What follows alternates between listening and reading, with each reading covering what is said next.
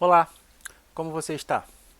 Hoje voltamos com as atividades da nossa disciplina de Anatomia e Fisiologia com um novo conteúdo, falando a respeito do sistema nervoso. Então hoje a gente vai iniciar com a introdução a respeito do sistema nervoso. O sistema nervoso é o sistema que nos torna os indivíduos mais complexos da natureza. Como nós sentimos, como nós aprendemos, como nós desenvolvemos a fala, como nós coordenamos nossas atividades motoras. Então, o sistema nervoso é um conjunto de tecidos de células nervosas, incluindo os neurônios e as células não neuronais, que organizam um sistema capaz de nos tornar seres humanos. Então, como nós nos relacionamos, a forma com que nós nos expressamos, tudo está sendo coordenado pelo nosso sistema nervoso central. Como a memória acontece, como os sentimentos, as sensações, isso tudo está sendo coordenado e como esses impulsos, esses estímulos influenciam diretamente nosso corpo e nossa fisiologia, é o objetivo de entendermos, é o objetivo da aula de hoje, nós entendermos como esse sistema funciona. Então, para que a gente desenvolva a aula, a gente tem alguns objetivos de aprendizado que eu quero que você fique atento para esses pontos principais. Primeiro é determinar o que é sistema nervoso central e o que é sistema nervoso periférico. Os componentes do sistema nervoso central e os nervos associados ao sistema nervoso periférico. Além disso, a gente vai trabalhar sistema nervoso periférico somático e sistema nervoso periférico autônomo. E nele a gente ainda tem o simpático e o parasimpático. Eu quero que você fique muito atento a esses pontos, porque eles são a parte fundamental do entendimento do nosso conteúdo para a aula de hoje. Tudo bem? Então vamos lá. O sistema nervoso ele está protegido, ele é protegido pelo sistema esquelético. Então a gente viu que o esqueleto axial ele contém o crânio e a medula espinhal e ele vai proteger o nosso cérebro e nossa medula espinhal. Então o sistema nervoso central ele está protegido pelo nosso sistema, o nosso esqueleto axial na parte do crânio e da medula espinhal. A partir disso, do eixo central do nosso sistema nervoso, a gente tem irradiações de nervos que partem tanto do crânio quanto da coluna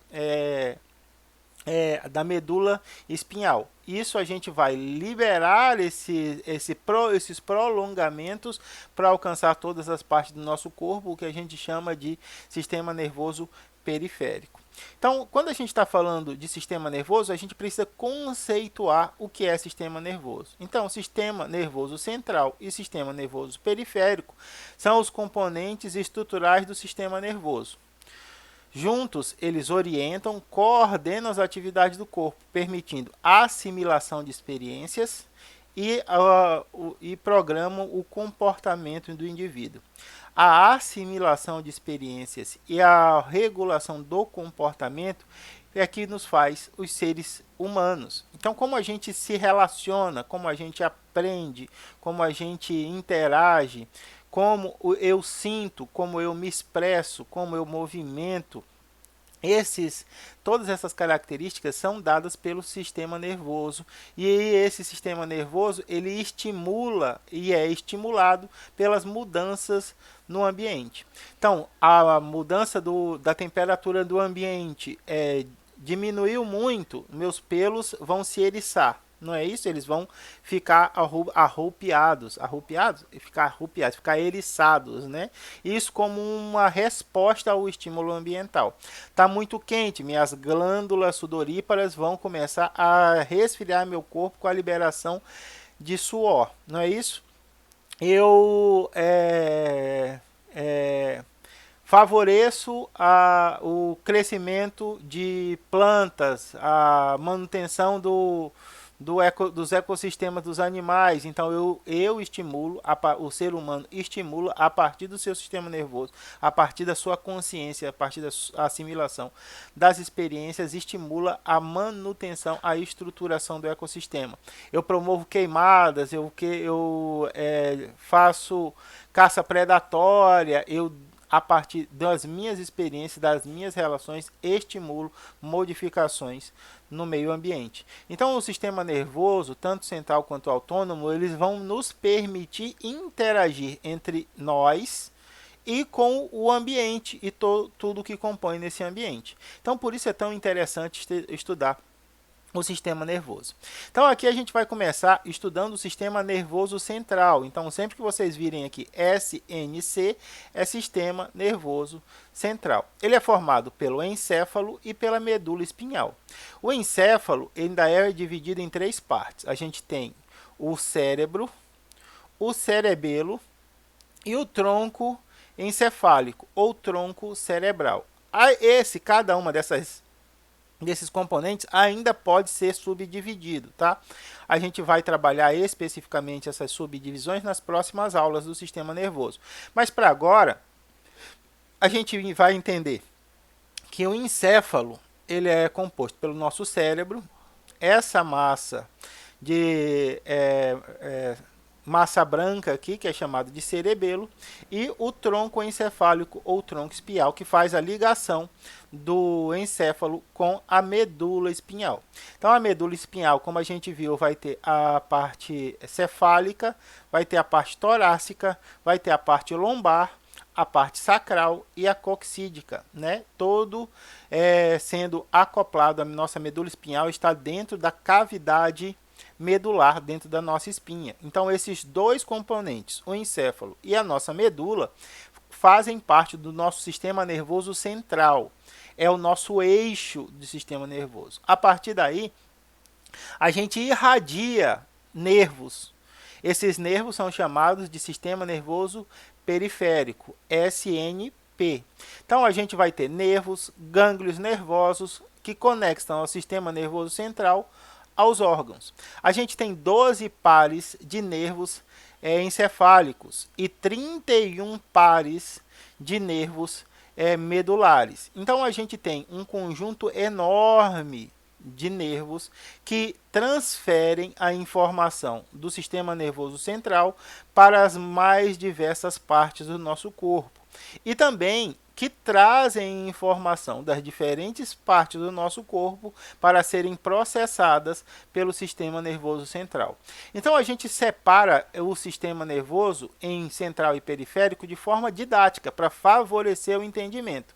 Mas, na verdade, eles não funcionam separadamente. Eles sempre estão trabalhando em conjunto. O sistema nervoso central estimula um impulso elétrico que vai desencadear uma função, uma alteração no meu corpo ou na minha fisiologia.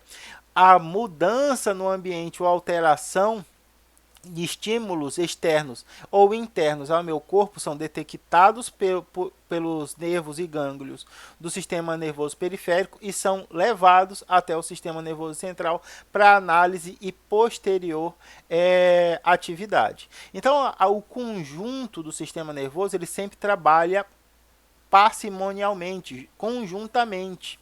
Isso faz com que os estímulos percebidos pela nossa visão, pela nossa audição, pelo nosso olfato, pelo nosso tato, sejam interpretados pelo nosso sistema nervoso central. Está muito quente, está muito frio, está agradável, está desagradável. O que faz com que essas informações sejam processadas e impulsos nervosos sejam estimulados para gerar determinadas circunstâncias. Então, imaginem o seguinte, você está andando pela rua, voltando de casa, voltando do trabalho para casa, e quando você está chegando perto de casa, você se depara com um cachorro brabo do vizinho. Você sabe que seu vizinho tem um cachorro muito brabo, mas esse cachorro sempre fica preso. Quando você está chegando perto da sua casa, você vê o cachorro. E quando você vê o cachorro, você percebe que ele também olha para você. O que acontece com o seu corpo? Exatamente, você começa a tremer, sua respiração começa a acelerar, seu batimento cardíaco começa a acelerar e você está prestes a correr, não é isso? O que acontece quando a gente corre de um cachorro? Exatamente. Você estimula o ataque do cachorro, não é isso? Então você está com o seu corpo todo preparado para correr. O seu sistema nervoso periférico levou as informações para o cérebro processou, encaminhou de volta as informações. Você está com sua adrenalina no máximo, produção de adrenalina. Só que você pensa: se eu correr, o cachorro vai avançar e vai me morder. O que eu vou fazer? Vou permanecer imóvel e vou permanecer parado. Isso tudo é o sistema nervoso central e o sistema nervoso periférico trabalhando conjuntamente em milésimos de segundo. Você não tem esse tempo que eu estou aqui descrevendo para saber se corre ou não corre. Você olhou para o cachorro, sentiu seu coração acelerar, sua respiração mudar, você teve a intenção de correr e pensou: não vou correr. Você permaneceu parado, o cachorro se aproximou de você com suspeita e o dono do cachorro percebeu que ele saiu e falou: Tó, para dentro de casa. Aí o Tó entra e você consegue chegar na sua casa são e salvo.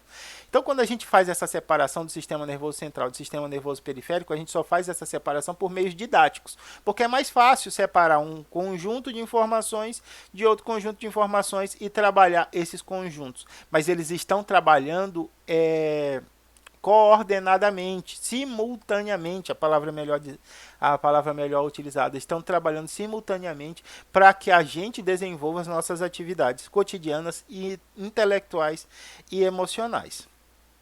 Então a gente tem algumas funções. Primeiro, a gente tem a função sensitiva do sistema nervoso, né, que se refere às alterações, esses estímulos.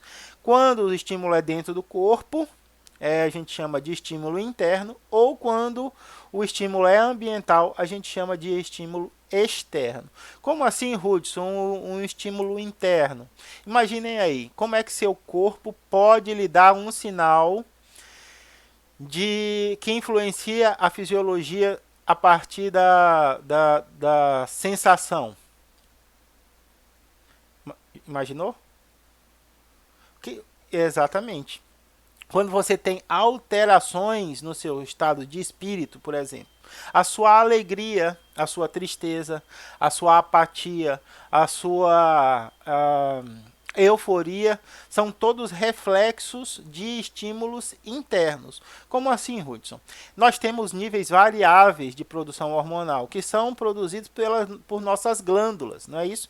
E as glândulas são estimuladas a receberem produzirem ou cessarem esses estímulos hormonais. Então, quando você está eufórico, você tem muita dopamina, muita noradrenalina sendo liberada no seu organismo, você se sente mais alegre, você se sente mais disposto. Isso tudo faz com que você sinta essas alterações internas em relação ao seu comportamento. E esses estímulos externos aqui, Ruth, quando está muito frio, quando está muito calor, quando está muito úmido, quando está muito seco, quando está muito esfumaçado, quando está muito empoeirado, tudo isso é possível a sensação desses estímulos externos, o processamento dessa sensação e a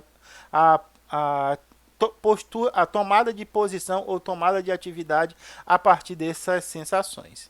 A gente também integra, a gente tem uma função integradora, né, que é a análise da informação sensitiva, o armazenamento dessa parte, dessa informação para tomada de decisão. Então isso daqui é o que a gente estava falando lá do cachorro. Você tem informações que estão sendo o tempo todo lhe apresentadas. Outro exemplo de integração: você escapou do cachorro, sua respiração está voltando ao normal, seu batimento cardíaco está voltando ao normal. Você abre o portão da sua casa, entra e sente o cheiro da sua comida predileta. Você está chegando em casa, não viu ninguém, não falou com ninguém ainda, mas sente o cheiro da sua comida predileta. Quando você sente o cheiro da sua comida predileta, o que acontece com a sua boca? A minha começou a salivar. A minha boca já começa a salivar. E aí você lembra da comida que é da sua predileção. Hoje a mamãe fez, hoje o papai fez, hoje a titia fez, hoje a vovó fez.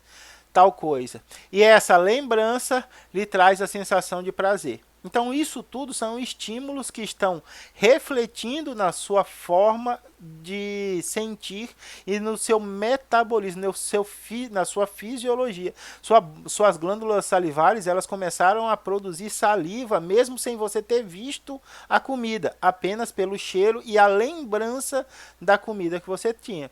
Então, a análise dessa informação, o cheiro, gera essa parte dela, gera essa memória, e a outra parte vai estimular a tomada de decisão ou a mudança de comportamento corporal.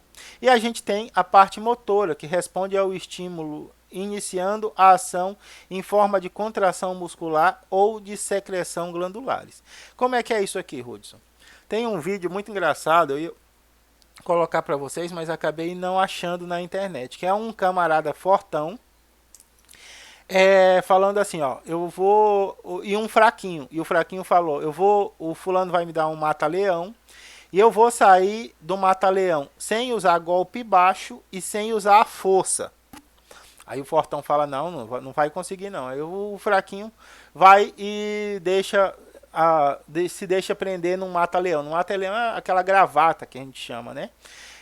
E o fortão se coloca lá na posição de vou dar um mata-leão nele, aqui ele não vai escapar. O que o fraquinho faz? O fraquinho puxa discretamente do bolso um isqueiro e aqui na frente, sem deixar o fortão ver, ele acende o isqueiro e começa a queimar o fortão. E aí quando o fortão sente o calor da chama, aí ele solta para se livrar do estímulo de temperatura. E o fraquinho, eu não falei para vocês? E aí todo mundo começa a dar risada. Como é que a gente consegue responder a estímulos mesmo sem estar ciente desses estímulos? O fortão não sabia que o fraquinho tinha pego um isqueiro.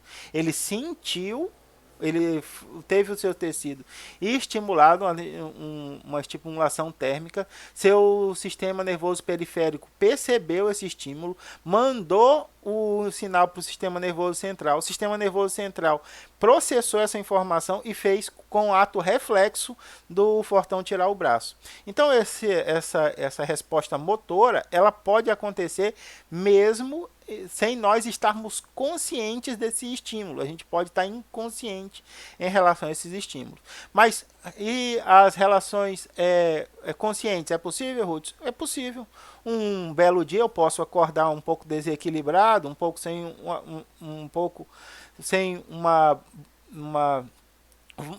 com um mal-estar e falar, eu quero sair daqui e correr. É possível, a partir da minha vontade, estimular movimentos e fazer essa atividade motora a partir da manifestação dos impulsos nervosos a partir do sistema nervoso central. Tudo bem? Então, o sistema nervoso é tão complexo,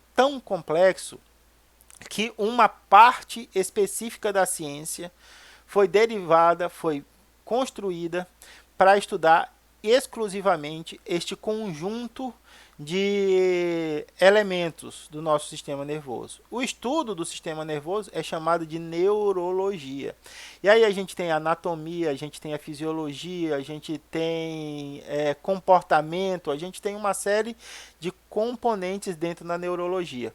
Mas é importantíssimo lembrarmos que neurologia é o estudo específico do sistema nervoso. E diferente dos nossos outros sistemas, que a gente vai trabalhar na disciplina de anatomia e fisiologia, sistema digestório, sistema circulatório, sistema respiratório, sistema esquelético. Esses sistemas, todos nós temos uma excelente compreensão sobre o funcionamento de todos eles. Já o sistema nervoso, ele é um mundo de incógnitas, é um mundo de perguntas para as quais a gente tem pouquíssimas respostas. Então, como é que gera a memória? Como é que nós temos memória? Como é que uma experiência emocional ou física pode gerar um registro químico no meu cérebro para permitir que eu revisite esse evento e a revisitação desse evento, a relembrança desse evento, me cause todos os sentimentos e todas as sensações relacionadas àquele estímulo. Até hoje nós não entendemos perfeitamente. Por que nós sonhamos? O que são os sonhos? Também nós não entendemos perfeitamente como acontece. Onde está a nossa memória? Então, também nós não. Como nós aprendemos, também não está explicado perfeitamente. Então, a neurologia é uma área da ciência que busca entender o sistema nervoso e todas as incógnitas relacionadas a ele. Tudo bem? Então, aqui a gente pode fazer essa divisão do sistema nervoso novamente, em sistema nervoso central, sistema nervoso periférico. Sistema nervoso central, a gente tem um encéfalo, que está dentro da nossa caixa craniana, e nós temos a medula espinhal, que está dentro do nosso canal vertebral, dentro da nossa coluna vertebral. O encéfalo ainda pode ser dividido em cérebro, cerebelo e tronco. O tronco, a gente vai ver mais à frente nas aulas que ainda pode ser dividido em mesencéfalo, ponte e bulbo, tá? O sistema nervoso periférico é formado pelos nervos, e aí a gente tem os 31 nervos espinhais e os 31 pares de nervo, então são 62 nervos, tá? E os 12 pares de nervos cranianos, ou derivados do encéfalo. Os gânglios e as terminações nervosas, a gente tem as terminações sensitivas, nós temos as terminações motoras e a gente tem as terminações viscerais. Novamente, o sistema nervoso central é formado pelo encéfalo e pela medula espinhal. Então, aqui a gente tem o encéfalo com todos os seus componentes. Então, a gente tem o cérebro, o cerebelo e o corpo da coluna, não.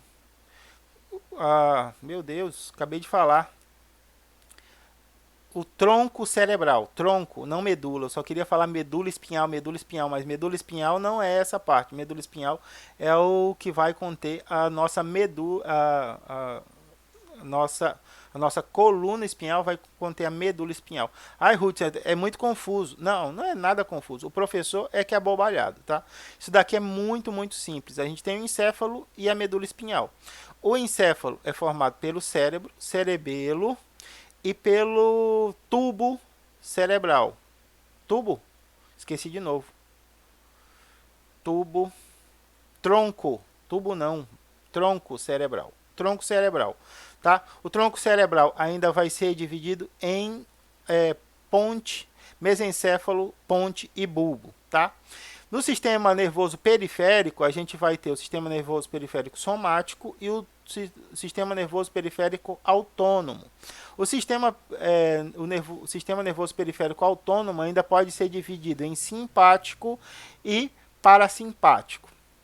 Que é isso, Ruth? O sistema nervoso somático é aquele que a gente tem a capacidade de controlar. É o que a gente consegue estimular voluntariamente. Então, meus nervos motores permitem com que eu faça movimentos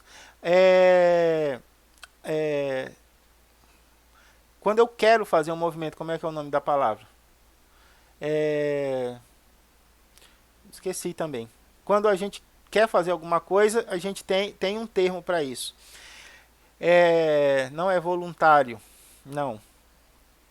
É quando você manifesta por vontade própria esses movimentos. Então, sempre que você puder comandar, beleza, obrigado. Ó, sabia que se você me ajudando eu ia conseguir lembrar. Quando você comanda um determinado movimento, esse faz parte do seu sistema nervoso periférico somático. Quando você comanda um desses movimentos. Agora, existem vários movimentos no nosso corpo que a gente não comanda, que são autônomos. Por exemplo, nossa respiração. Outro exemplo é o nosso batimento cardíaco. Então, o sistema nervoso simpático e o parasimpático, eles trabalham em conjunto. Quando um estimula uma sensação, o outro inibe essa atividade. Quando um ativa, o outro inibe. E como é que está relacionado, Ruth? A gente vai ver no próximo slide os diferentes pontos em que os nervos simpáticos e os parasimpáticos eles estão associados. Mas o importante é lembrar que os simpáticos eles têm aqui uma parte curta da fibra nervosa, né? Então a gente tem uma fibra pré-ganglionar antes do gânglio. O que é o gânglio? O gânglio a gente vai ver que é a terminação nervosa, né? Aí a gente tem a sinapse e a fibra pós-ganglionar. No sistema nervoso periférico simpático, essas fibras elas são curtas, enquanto que no parasimpático, essas fibras elas são mais longas, tudo bem? Umas são aferentes, outras são eferentes. Então a gente tem aqui o sistema nervoso periférico autônomo simpático. O sistema periférico autônomo simpático está mais relacionado a atividades que gastam energia. Então, o aumento do seu batimento cardíaco, o aumento da sua frequência respiratória, quando o cachorro apareceu lá, são todos comandados pelo seu sistema nervoso simpático. Para que o dono do cachorro, chamou o cachorro para dentro de casa e aí você começa a se sentir seguro novamente. Seu coração começa a desacelerar, sua respiração começa a voltar ao normal. Isso é comandado pelo sistema nervoso periférico autônomo parasimpático, tá? Que está relacionado muitas vezes a esse processo de relaxamento. Então, quando a gente tem um processo de volta às nossas atividades normais, nossos níveis normais de atividade, geralmente, eu digo geralmente porque a gente vai ver algumas exceções a isso, está sendo estimulado pelo sistema nervoso periférico autônomo parasimpático. Então, o sistema autônomo simpático é aquele que gera esse aumento na frequência cardíaca, esse aumento, a dilatação da pupila, tem todos esses processos estão relacionados ao simpático, enquanto que o relaxamento, a diminuição da frequência cardíaca, a diminuição da frequência respiratória, a diminuição da sua pressão arterial, tudo esse processo de relaxamento está relacionado ao parasimpático. Aí aqui a gente tem os estímulos. Então, a contração da pupila, parasimpático. Dilatação da pupila, simpático. Como assim, Ruth? Dilatação da pupila e diminuição da pupila. Quando você tem estímulos específicos, você tem a dilatação da sua pupila. Por exemplo, você acabou de entrar em um ambiente com baixa luminosidade. Tá? Você entrou num quarto escuro. O que acontece nos primeiros minutos? Exatamente, você não vê nada, não é isso? Mas conforme você vai se acostumando com aquele nível baixo de luminosidade, o que acontece? Exatamente, você começa a ver vultos, não é isso? Então você percebe um móvel, você percebe um objeto, você percebe alguma coisa no chão. Por quê? Porque o seu sistema autônomo simpático dilatou as suas pupilas. Aumentando a dilatação das pupilas, você tem um aumento de luz sendo detectada. E esse aumento de luz faz com que o seu sistema nervoso central comece a processar as imagens dentro do ambiente. Aí você está lá bem acostumado àquele ambiente, quando de repente acendem a luz sem nenhum aviso. O que acontece com você? Exatamente. Primeiro você tem aquele choque, né? Por quê? Porque sua pupila está muito aberta e aí tem muito estímulo luminoso, o que causa aquela sensação de repulsa. Para que haja a contração das pupilas, a gente usa o sistema autônomo parasimpático. Estímulo da salivação. Como a gente falou lá, cheguei em casa, senti o cheiro da minha comida predileta, estímulo da salivação, parasimpático. Inibição da salivação, simpático. Percebam que um é sempre antagônico ao outro. Um contrai, o outro dilata. Um estimula, o outro inibe. Tá? Então a gente tem aqui, ó, contração dos brônquios, relaxamento dos brônquios. Mas, Hudson, você Não falou que todo o relaxamento estaria relacionado ao parasimpático e todo o gasto de energia estaria relacionado ao simpático?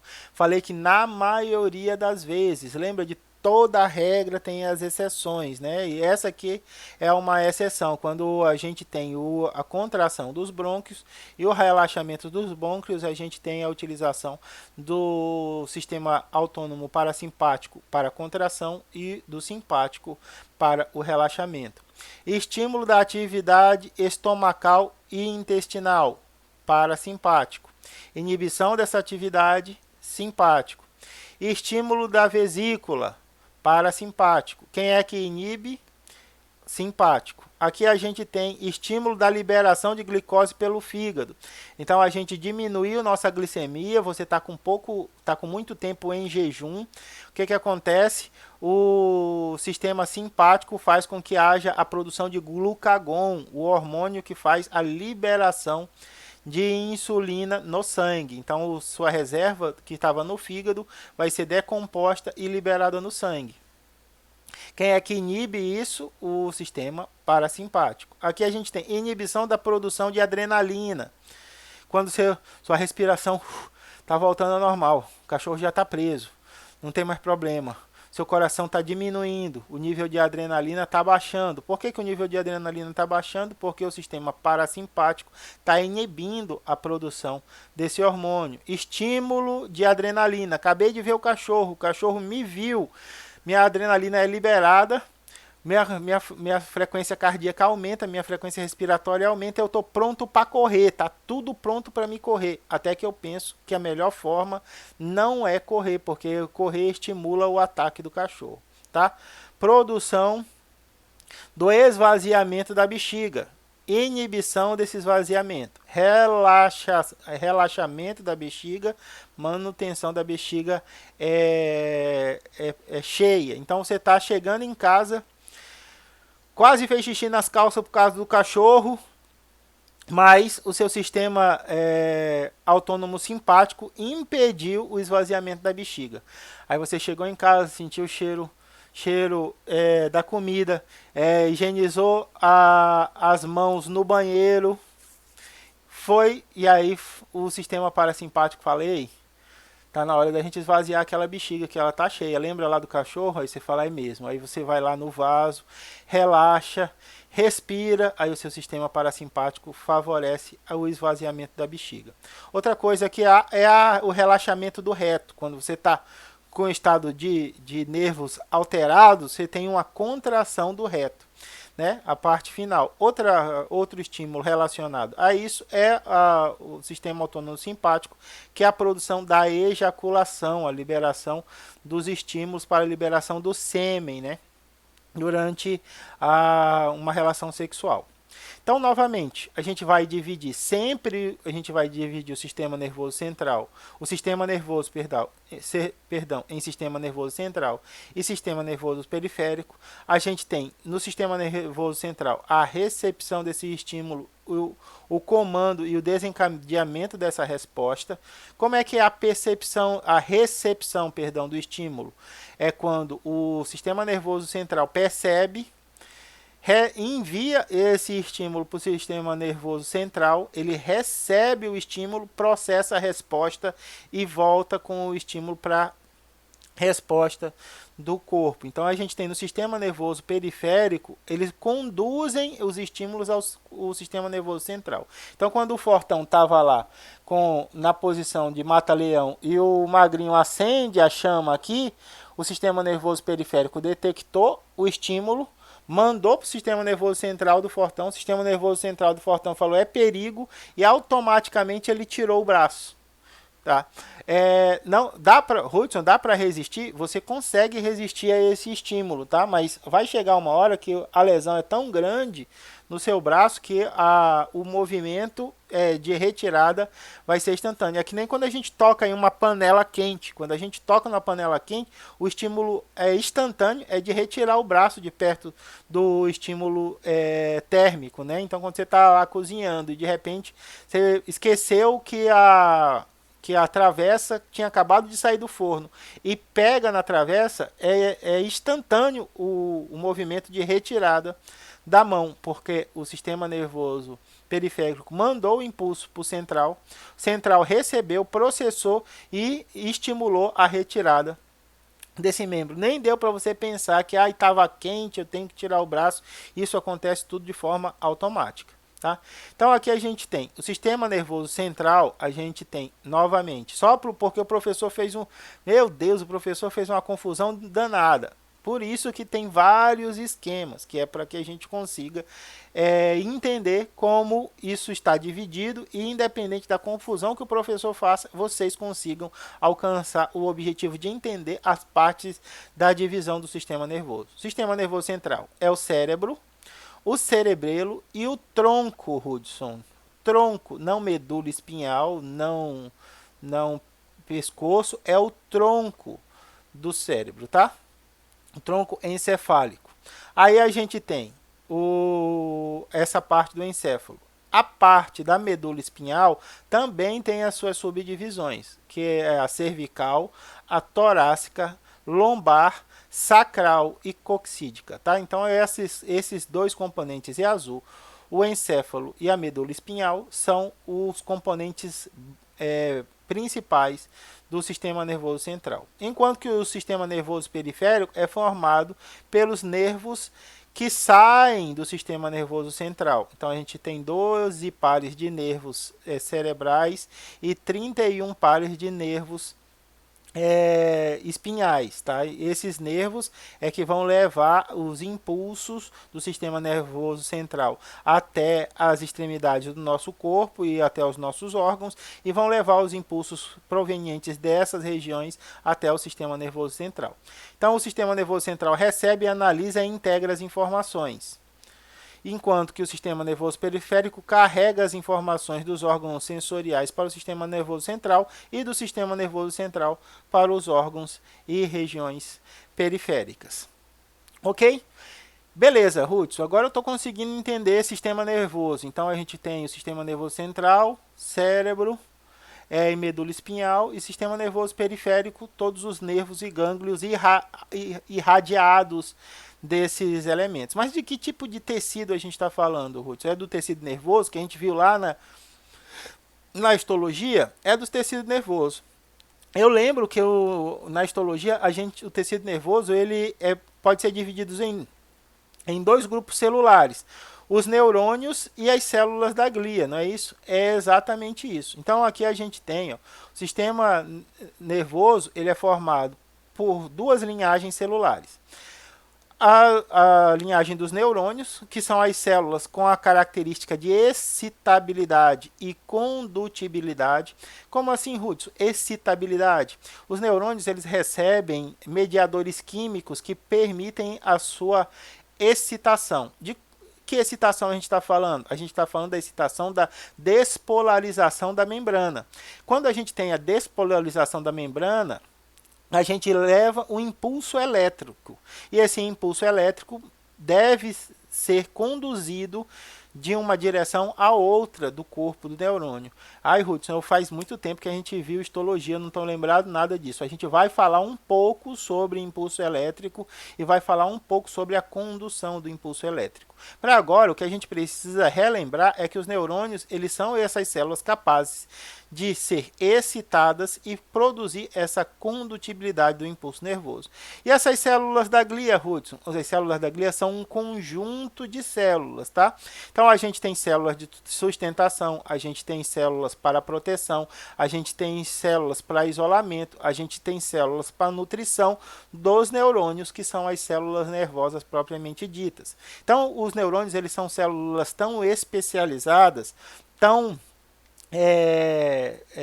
focadas em uma determinada atividade, que outras células têm que desempenhar as suas funções acessórias para que elas possam concentrar-se principalmente na excitabilidade e na condutibilidade. Então, quem são essas células? A gente tem as células da neuroglia ou células da glia. Então, a gente tem alguns tipos de células do sistema nervoso. A gente tem células para sustentação, proteção, isolamento e nutrição dos neurônios. Isso aqui, ó, é um corte transversal, uma visão superior do corte transversal de um tecido nervoso. Essa parte central aqui, ó, é o axônio do neurônio, tudo bem? Essa parte mais rosada aqui, ó, é o que a gente chama de bainha de mielina. E esses núcleos aqui, ó, são todos os núcleos das células de sustentação e de nutrição do tecido nervoso.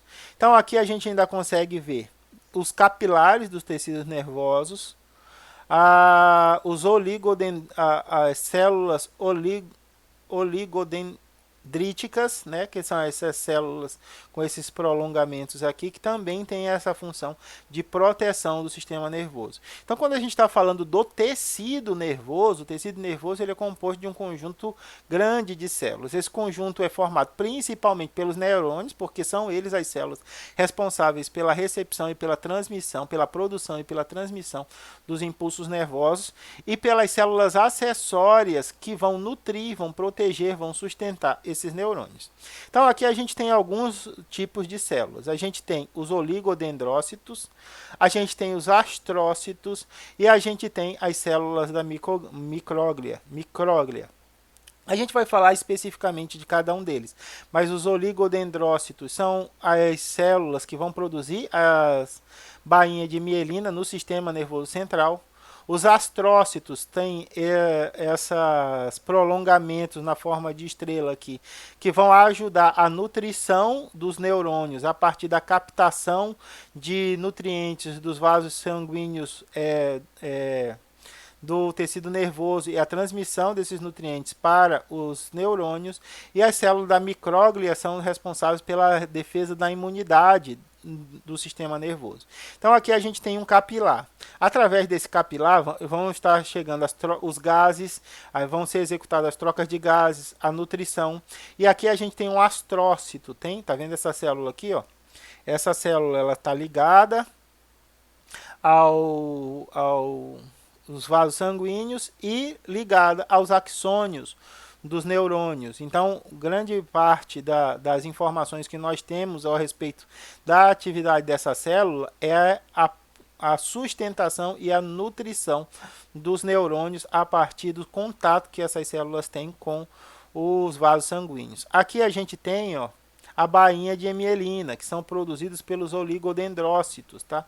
Os oligodendrócitos estão aqui, o núcleo do oligodendrócito, ele produz esses prolongamentos aqui, e ao final desse prolongamento, quando esse prolongamento alcança o axônio, ele produz um aumento no volume da membrana celular que vai formar a bainha de mielina. A bainha de mielina a gente vai ver mais para frente que ela é um mecanismo de isolamento do neurônio, né, o que vai facilitar a condutibilidade do impulso nervoso. E aqui a gente tem a micróglia, que vai ser responsável pela eliminação de corpos estranhos do nosso sistema nervoso. Então aqui, a célula da neuroglia 1, que é os astrócitos, são as maiores células da neuroglia e estão associadas à sustentação e à nutrição dos neurônios. E aqui a gente tem algumas funções secundárias que são extremamente interessantes para que a gente aborde. Outras funções dos astrócitos. A gente tem o preenchimento dos espaços entre os neurônios, né? Então a gente tem a massa cinzenta e a massa branca, não é isso? A massa cinzenta é composta principalmente por células nervosas, os neurônios, enquanto que a massa branca do cérebro ela é composta principalmente pelas células da glia, né? Elementos celulares que não são do grupo dos neurônios. Elas regulam a concentração de diversas substâncias com potencial de interferir nas funções dos neurônios. Por exemplo, elas regulam as concentrações de potássio. A gente sabe que a despolarização da membrana depende da liberação de sódio e de potássio dentro do ambiente extracelular e intracelular. Não, Ruth, eu não lembro disso não. Calma, a gente ainda vai ver isso mais com calma para frente, tá? Mas a gente tem a troca desses íons. E essa troca vai fazer uma diferença potencial de carga, e é o potencial de carga que vai gerar o impulso elétrico. Só que se eu tenho um acúmulo de um desses componentes, como o potássio, eu não vou conseguir fazer essa despolarização perfeitamente. Então, parte da função dos astrócitos é regular isso. Outro processo que eles regulam é a concentração dos neurotransmissores. O que são neurotransmissores, Ruth? São mediadores químicos que estimulam a formação do impulso nervoso. Então, a gente tem um neurônio e outro neurônio. E esses neurônios eles não estão em contato um com o outro. Entre eles existe um espaço que a gente chama de fenda sináptica. Lembra lá da histologia? O que acontece? O impulso nervoso de um neurônio vem, aí ele chega nos dendrítrios e aí o que acontece? Ele libera os neurotransmissores na fenda sináptica. Os neurotransmissores eles se difundem pela fenda sináptica até encontrar receptores na superfície do outro neurônio. Quando esses receptores são estimulados, eles continuam com o impulso nervoso. Então eu não posso ter um acúmulo muito grande de neurotransmissores dentro desse espaço da fenda sináptica, senão eu vou ter um estímulo inespecífico ou inadequado desses neurônios, e aí a gente vai ter uma série de malefícios relacionados a isso. E aqui a gente já até começou a discutir isso no grupo, né, quando estávamos falando sobre lesões na medula espinhal. Então, quando a gente sofre uma fratura em uma determinada vértebra e essa vértebra gera compressão da medula espinhal e a compressão rompe as fibras nervosas do sistema nervoso central. Então, alguns estudos, os estudos mais recentes, por muitos anos a gente achou que o sistema nervoso, que o tecido nervoso, ele não era capaz de se regenerar. Até que a gente começou a perceber o que a gente chama de plasticidade neural. Como assim, Ruth, plasticidade neural? Os neurônios, eles têm rotas de impulsos. Quando uma dessas rotas é interrompida, aquele sinal ele fica temporariamente interrompido ou definitivamente interrompido, dependendo da lesão. Mas o que acontece? Dependendo do estímulo que seu corpo recebe, a quantidade de estímulo que você fornece ao seu corpo, ele é capaz de tomar outros caminhos. E esses outros caminhos permitem a retomada, em alguns casos, daquelas atividades coordenadas pelo impulso que foi obstruído. Como assim, Ruth? Eu não estou entendendo. Eu moro perto do Che e eu quero ir lá pro Banco do Brasil. Tá? Qual é o caminho que eu pego predominantemente? Eu pego a Anterorriça, atravesso a BR, chego na Circular, dobro para a esquerda, chego na 29, dobro para a direita, e aí chego na 5 de maio.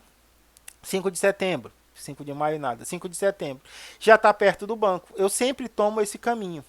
Só que se um dia, esses dias estavam pintando a BR, então estava bloqueado. Como é que eu fiz? Eu não pude atravessar a BR. Então eu peguei a rua que passa na frente da Escola das Crianças, na frente do Betel, saí lá naquela bola na entrada da cidade, peguei a 5 de setembro e fui para o banco. Então eu peguei um caminho alternativo, que eu não estou acostumado a pegar, mas alcancei o meu objetivo, que era chegar no banco. O sistema nervoso ele também tem esses mecanismos, ele tem vias preferenciais de impulsos. Se essa via preferencial for interrompida, a plasticidade neural permite, dependendo do estímulo que você submete seu corpo, a construção de novas rotas para alcançar o mesmo ponto. Esse fenômeno já nos trouxe a possibilidade de, se eu sou capaz de mudar a rota porque um impulso é transmitido do sistema nervoso central até o sistema nervoso periférico, é possível que de algum modo eu também tenha mecanismos de produzir novas células nervosas. E aí ainda os estudos se desenvolveram e aí a gente começou a ver que os oligodendrócitos têm alguns resultados que sugerem que esse tipo de célula pode ativar a maturação, a diferenciação e a proliferação de células troncos nervosas adultas e ainda que fatores de crescimento produzidos pelos astrócitos podem ser críticos na regeneração dos tecidos cerebrais ou de espinhais danificados por traumas ou enfermidades. Então a gente já verificou que nós temos a capacidade de regeneração do tecido nervoso. O que acontece? A regeneração desse tecido nervoso é muito lenta. Por quê? Porque a gente tem um grupo de células muito especializados, com uma organização estabelecida desde o nosso período embrionário. Então é muito difícil alterar a estrutura do tecido nervoso com o crescimento de novas células, diferenciação de novas células, ocupação de espaço de novas células. Mas a gente já percebeu que isso é possível. Alguns estudos em animais têm mostrado eficientes resultados com a utilização de células-tronco para restabelecer a atividade motora de animais de experimentação que foram induzidos lesões na coluna cervical para perda dos movimentos. Então isso daqui está sendo estudado grandemente, porque a reabilitação de indivíduos que sofreram danos no tecido cerebral ou no tecido espinhal é muito importante para a recuperação desses indivíduos, a retomada da vida desses indivíduos. A gente viu, eu mandei para vocês, não sei se vocês viram no grupo, o vídeo da Laís Souza, aquela ex-ginasta brasileira lá que sofreu um acidente com esqui. Outro caso muito parecido com aquele foi o do Schumacher, lembra? Só que a gente não tem muita notícia do Schumacher, porque a família dele isolou ele, né, do resto da sociedade, então tem-se muito pouca informação a respeito do Schumacher. Mas tanto o Schumacher quanto a Laís menos, mas eles têm muitos recursos para estabelecer a sua recuperação. Então a Laís, ela continua fazendo fisioterapia para não perder massa óssea. A gente viu que quando a gente para de estimular o sistema esquelético, a gente tem perda de massa óssea. Então ela faz fisioterapia 2, 3 vezes por semana para estimular os músculos e manter a massa óssea para quando for possível uma intervenção, uma técnica, uma tecnologia de restabelecimento dos nervos, né, da coluna dela, da medula espinhal dela, ela possa estar pronta muscularmente e esqueleticamente falando. Acho que eu posso usar esse termo, esqueleticamente. Então parte daquela discussão que nós tivemos no grupo, por sinal muito interessante, e é muito bom a gente fazer essas indagações para que todos nós possamos contribuir. Esse camarada aqui, os astrócitos, tem papel principal nesse processo de regeneração. Outro elemento que a gente vai trabalhar importantemente são os oligodendrócitos, são as células encontradas apenas no sistema nervoso central para a produção dessa bainha de mielina. Um único oligodendrócito pode fazer a bainha de mielina de vários axônios, tá? Por quê? Porque ele tem prolongamentos do seu corpo, aqui é o núcleo, aqui é o corpo da célula, e aqui a gente tem esse prolongamento citoplasmático. Percebam aqui, ó, que esse prolongamento citoplasmático parece virar um rocambole, né? Essa camada de tecido gorduroso aqui vai impedir a dispersão do impulso nervoso, vai aumentar a condutibilidade, tá? Então a gente tem aqui no sistema nervoso central, são as células responsáveis pela bainha de mielina. Fora do sistema nervoso central, no sistema nervoso periférico, a gente tem as células de Schwann, que faz o mesmo papel dos oligodendrócitos, tudo bem? E a gente tem a célula da micróglia. As células da micróglia são macrófagos especializados do sistema nervoso central. Eles são responsáveis por fazer fagocitose, eliminação de elementos estranhos, tanto elementos sólidos quanto de elementos líquidos, né, por pinocitose. Então eles fazem a detecção de uma substância estranha, fazem a incorporação e a destruição a partir de fagocitose. Então aqui a gente tem um corte no tecido nervoso com várias micróglias, né, células que têm a função de fagocitária. E aqui a gente tem as células de Schwann. As células de Schwann são as responsáveis pela produção da bainha de mielina, mas percebam o seguinte, lá no sistema nervoso central, as células têm prolongamentos citoplasmáticos para fazer a bainha de mielina, enquanto que as células de Schwann, elas se dobram em volta do axônio para formar essa bainha de mielina, esse isolamento elétrico. Tá quase terminando a nossa aula. Então aqui a gente tem as células de Schwann e os oligodendrócitos, a diferença entre elas. Nas células de Schwann, o que acontece? Ela envolve o axônio do neurônio e faz a proliferação do seu corpo de forma a gerar várias camadas sobre esse axônio, produzindo o envoltório, produzindo essa bainha de mielina. Enquanto que os oligodendrócitos, eles têm esses prolongamentos citoplasmáticos aqui. Ó. Cada prolongamento citoplasmático desse pode alcançar um axônio e uma única célula de oligodendrócito pode fazer a bainha de mielina de vários axônios próximos. Então aqui a gente tem a produção desse prolongamento, o aumento desse prolongamento, de forma a gerar essas diversas camadas aqui, ó, que são muito parecidas. Qual é a diferença? No tecido, o sistema nervoso periférico, a célula de Schwann é uma célula para cada axônio. No sistema nervoso central, por ter mais abundância de axônios, o que a gente tem? A gente tem uma célula produzindo bainha de mielina, um oligodendrócito produzindo bainha de mielina para vários neurônios. A partir disso, a gente vai começar a falar dos neurônios na próxima aula, para que a gente veja a estrutura dos neurônios, como é que eles estão organizados, para que a gente continue a entender como o sistema nervoso ele está organizado. Tudo bem, meus queridos? Muito obrigado pela atenção. Se cuidem, cuidem das pessoas que vocês amam, para que a gente possa passar por esse momento difícil. Um abraço.